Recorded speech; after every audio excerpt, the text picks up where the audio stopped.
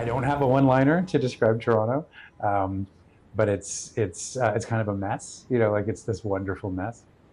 Toronto's a very green city. It's unusual in that it is a city of homes. If you get up above, a certain height in the summer and look over the city, what you see is tree canopy, right? So most of the residential neighborhoods are very, very green. So it's a well-forested city in that sense.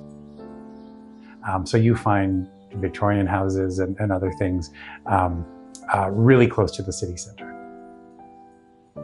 It's a bit of a city of extremes, right? We either have single-family homes or 80-story condo towers.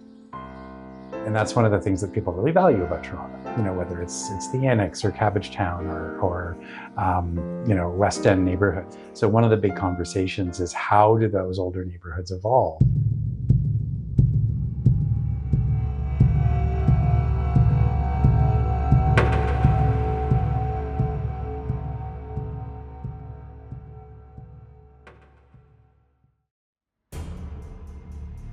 Preservation should be purposeful, and when it stands in the way of progress, I think that it really merits a reassessment.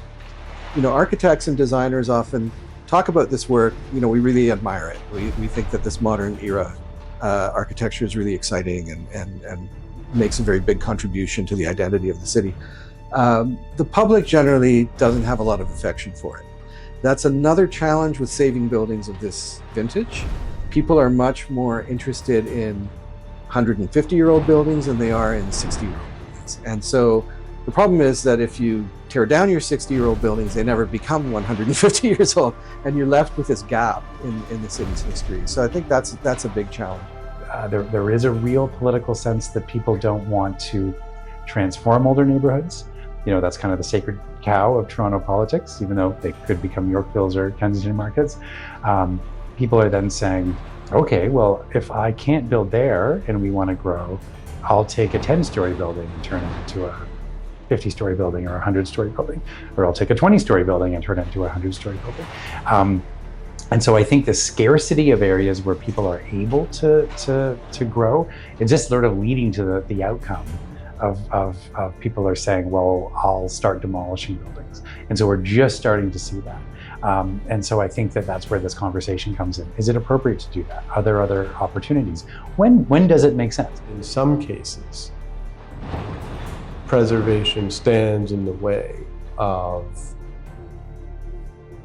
building something that is in fact better for the environment, as we put it.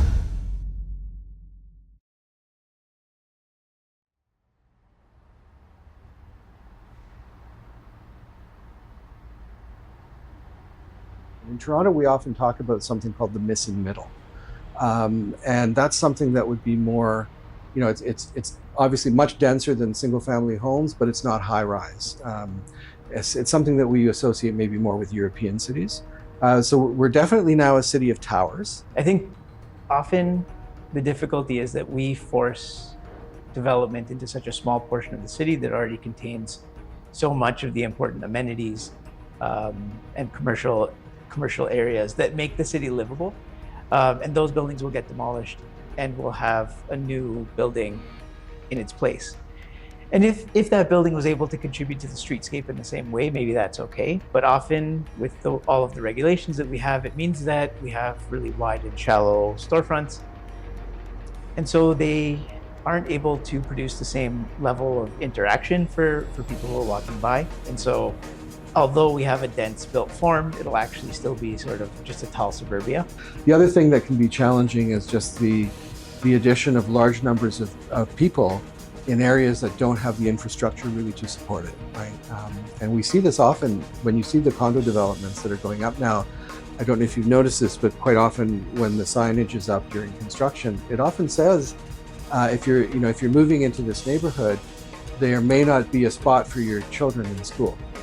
You may have to, bus your children to another neighborhood for school because we don't have the capacity in this neighborhood. So they're introducing potentially thousands of new residents without the infrastructure to support them. I think the important things we want to ask is, what's the quality of that housing? What's our expectations around that housing? How are these flats performing as places to live in the long term? How do they relate to their adjacent surroundings? You know, will they last 100 or 200 years? With the Tower Renewal Project and the work we do looking at mid-century buildings, the amazing thing is that they will last hundreds of years. They're made of high-quality concrete. There's nothing fundamentally wrong with the structures. And examples like Ken Sobel and others, we've been able to give them another 50 plus years. You know, it's just part of that life cycle. I think it's interesting to think, as we build new buildings, what are we trying to achieve? I think that the way the building interacts with the street is really the most important part of the building's design, and it's really not something that is prioritized. It kind of it plays second function to all of the lobbies that we require, the garbage servicing, the storage, all the sort of things that are important and make a building work, but don't make a city work.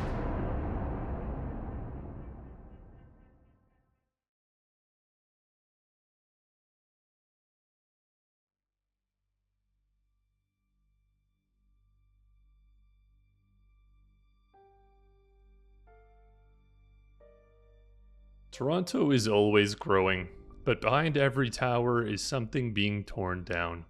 These aren't the city's landmarks, but together they shape its past. They are not protected, they are not celebrated, but they are a part of Toronto's story, and once they're gone, they won't come back. I think that it's a new problem.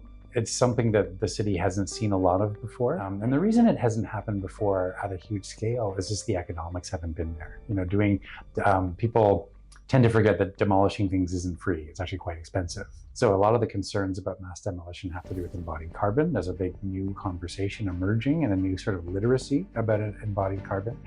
It has started a lot of these conversations. And it's about not just carbon, it's about value. How do people want their neighborhoods and their cities to evolve?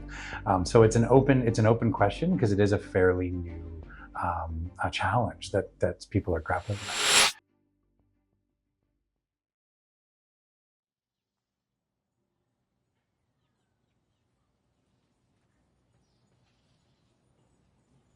.135 Saint Clair Avenue West is a modernist-style office building. Built in 1964 for General Steel Wares, later home to Ontario's Ministry of the Environment, it's now slated for demolition. Elegant, functional, and once ahead of its time is a building that raises the question, when is a structure truly obsolete, and can we just get rid of it?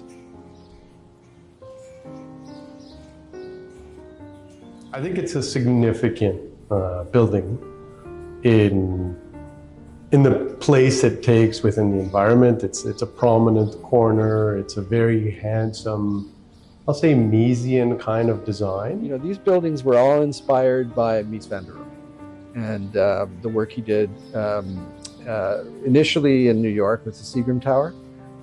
It's interesting because this building is actually, it's 1964, which is a few years before the TD Centre.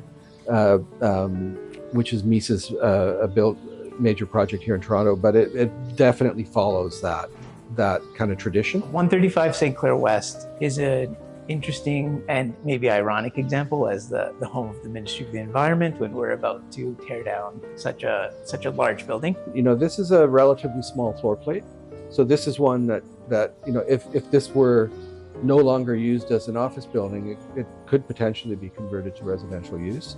So it does have a floor plate that's in the range of 950 square meters. And that's very similar to a building that was built right next door, condominium, just a few years ago. You know, that has certain implications for the building envelope, for example. I mean, an office building is generally all sealed, and a residential building wants to have operable windows, so there's those kinds of things that need to be updated. It looks to still be in very good condition, and I think it's probably an example of that period of construction in Canada, and B&H was a prominent firm at this time, that was very interested in adopting this international style modernist approach to building, but had also to deal with the very difficult climatic conditions of Toronto. And so one of the things that's very interesting from this period is that Canadian architects actually developed really strong technical capacities in being able to make these buildings perform in this kind of environment. So a project like this, I think, has real value. And I know there are challenges in the rehabilitation of these buildings, but I think that this one is it's a very nice example of the period. At first glance, it does seem like it could be actually easily converted, and yet, even when it is possible, there's still the decision being made to remove the building instead.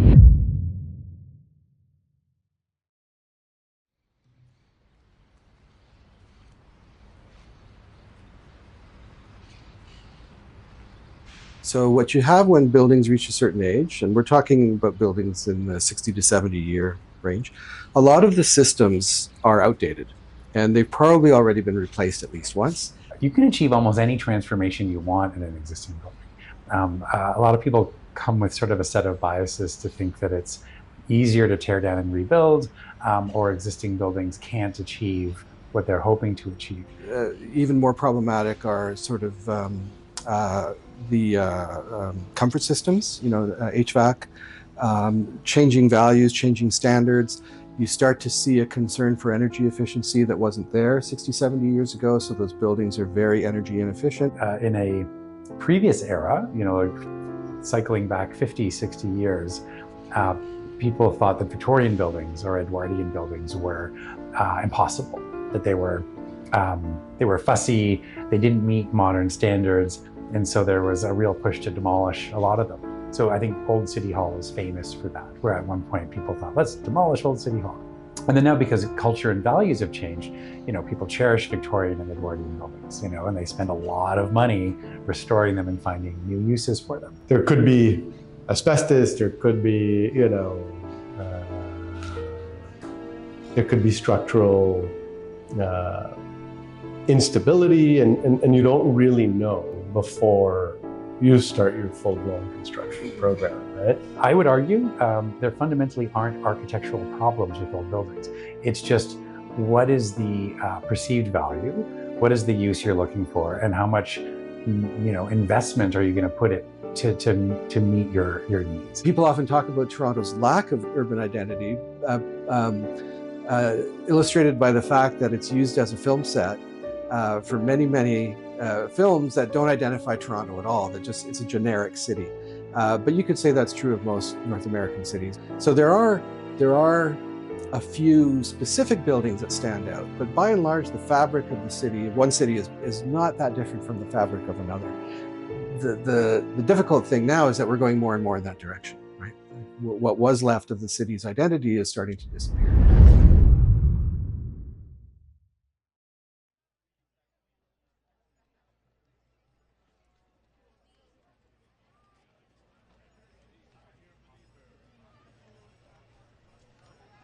So for me, existing building stock is just central to any key redevelopment of the urban centre of any city in the world. But effectively, these buildings are ideally placed to be reused and to be adapted and to be added to, for things to be taken away, for things to be stripped out. If you agree that demolition is an antisocial phenomenon, so that the fact that you would demolish something is not at the service of the population, bottom line, then the way ahead and how to ensure a better and a fairer urban condition is to keep what you have and to take care of it. I think demolition is an act of violence on so many things, and I think that until we can recognize that fact, and until we can actually document that fact, this sort of level of violence will go on. It's a violence that's enacted upon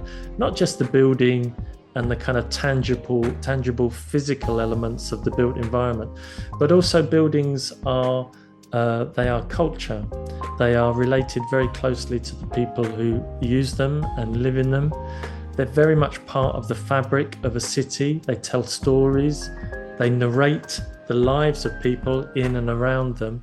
And so therefore, any form of demolition is not just an erasure of the building, but it's an erasure of people's memories, people's lives, and of the way that people culturally relate and socially relate to the city. Because we do attach a significance to place, and places that we've lived in, places that we've been to, places we've grown up with. There is the significance to that, and there's that sense of security that exists within that. And to lose that, I think, is contributing to some of the anxiety that exists within the 21st century. And this palpable anxiety that exists, especially within the younger generation, is generated by this sort of the rapid change in what's happening within communities, the rise of the digital, which everyone starts to then question what is real and what is not real. And that's sort of that sense of wanting something that's tangible, that can be touched, that has texture. But quite often when big whole areas are demolished, there's this sense of starting anew. So there is that, not only do you lose the building, but you lose the connection with the topography and evolution of the land. So things start again, and when things start again, there is a sort of a reassessment of what there is and a devaluing of that, and that lack of connection with why people were there in the first place makes life, it does start to develop a sense of disquiet in people.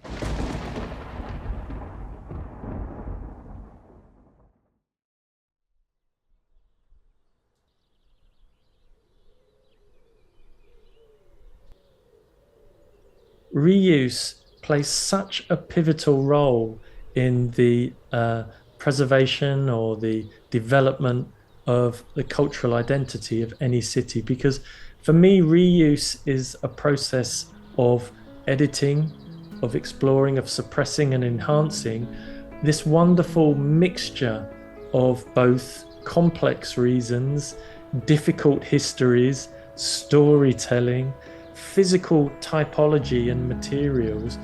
And it's the art of the reuser to kind of work out, how to utilize all of this material, how to synthesize it into a new use. It was probably one of the first residential conversions that I can remember, at least large scale, happening in Toronto. It was designed as a prominent landmark, served a function as imperial oil headquarters for a generation. A huge amount of artistry throughout the building in terms of materials and murals, and it's quite a artistic achievement and investment in the original building. And so I think it's very successful in finding a new use for that building, being able to celebrate the material qualities and aspects of it that were preserved. Really clever things like taking the mechanical penthouse level and then turning that into an amenity place where people can see these beautiful views of the city. In fact, the floor plate really lent itself to being converted into flats because it was long and thin. We've done a lot of other office to residential conversions. The challenges of running new residential services through an office building, and plumbing and electrical, etc. But those are just normal challenges of any project. So I think it's a great example of adaptive reuse, giving something a new kind of the resilience to be a use that made sense at the time as a conversion, and a conversion that then allowed for the real stewardship of the important aspects of the cultural aspects of the building. Just because something doesn't work anymore, we can't just sort of get rid of it. And we're already doing that with phones, with computers, with washing machines, with cookers. It's the same with these buildings. We can't just lose them just because they don't work anymore, but they can be mended, they can be adapted. And given that there's a housing shortage in the Western world, these are really important buildings that can be adapted and can be reused, and there's that sort of that sense of giving them another chance, another life. It was a building that was in really rough shape. It hadn't been well taken care of over the years, but it had also been divided up quite a bit. So it had up to 13 tenants per floor. So really small units, bunches of systems overlapping each other, nothing kind of removed. So slowly the space is just becoming worse and worse and worse. And it's really hard for people to see how you can ever fix something like that. So you'd get off the elevator and you'd have the drop ceilings that are at 8 feet. But when we pulled it back, the ceilings are at 11 and 12 feet. And so like that might not sound that high, but the difference it makes in terms of that type of office building is really significant. There's so much potential in them. You can sort of strip back layers and find what it originally looked like, what other opportunities there are. They had the original steel windows, and they had been modified by tenants just allowed to sort of do whatever. So they looked really rough. They were rusted because they hadn't been painted, and they had new units installed in them and window units for air conditioning. And we went window by window and did like a really extensive survey to show them that your assumptions actually are not correct. You can actually keep these and upgrade them like for much less than you would pay to replace them. Keeping the original windows, we were still able to reduce the on-site greenhouse gas emissions by 80%. It just was through increased air tightness and actually like looking at these things and figuring out how to make them work better that we were able to like vastly improve the energy performance of the building. It is widely evidenced that the reuse of an existing building saves you on something, I think it's between the region of sort of 20 and 40% carbon, just by using existing building stock rather than starting again from new build. And it's something that we cannot avoid in what is effectively a climatically challenged 21st century.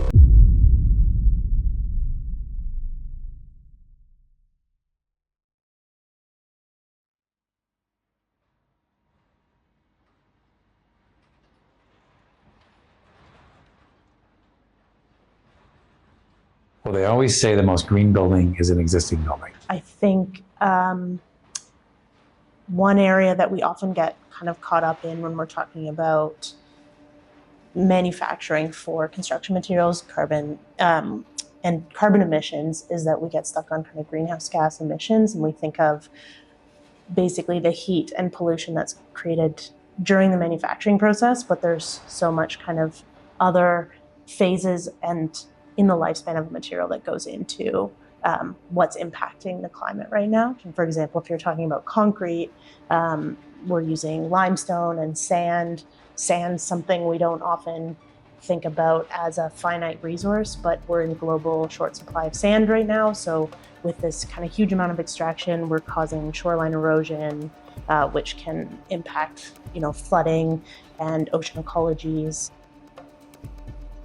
We think about fabrics in a commercial sense and how many times they can be rubbed with the Weizenbeek test so that you know that they have incredible durability, but that durability also means that it's not going to be breaking down for hundreds of years in the landfill. Right now in Ontario, we're anticipating our landfills would be completely filled by 2032. Every time we send something there, we're just getting closer and closer to filling these landfills up. We have to be careful with kind of, I think, the use of words like recycling of materials, because I think that gets sort of from when we were kids, right? Greenwashed as like an idea that recycling is the sustainable thing to do with your can. And of course, it's better than it going directly to landfill, but that's not a completely clean process either. It takes a lot of energy to convert any demolished building materials back into something usable. We always take the time to do a land acknowledgement. We took this land, and not only did we take the land itself, we also started to mine the land for the lumber and the minerals and the masonry that we extracted. And so when I look at it, when we go and demolish a building, not only are we losing the carbon that we're all talking about, but we're losing this resource that we borrowed that wasn't even ours to begin with. Our built environment is made of all these materials, and that demolishing it is kind of something we can't really afford. In some cases, preservation stands in the way of building something that is in fact better for the environment, as we put it.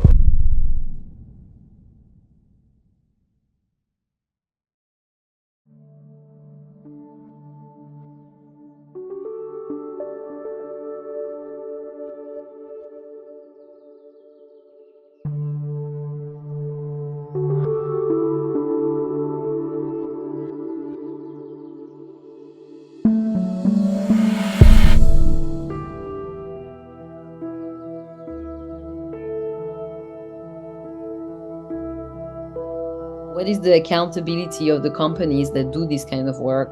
What is the accountability of the politicians that agree to this, the people who have signed, the people who participate in the construction, the architects, the construction companies, the construction material providers, the real estate, all the developers and then the real estate, even the realtors and the people who are actually, participating into that. So I think a lot of people along this kind of chain of production of space that are responsible and that always basically along the way take the wrong decision so that you arrive at the situation, which is the demolition of buildings that are barely 40 years old, which is, an ecological disaster.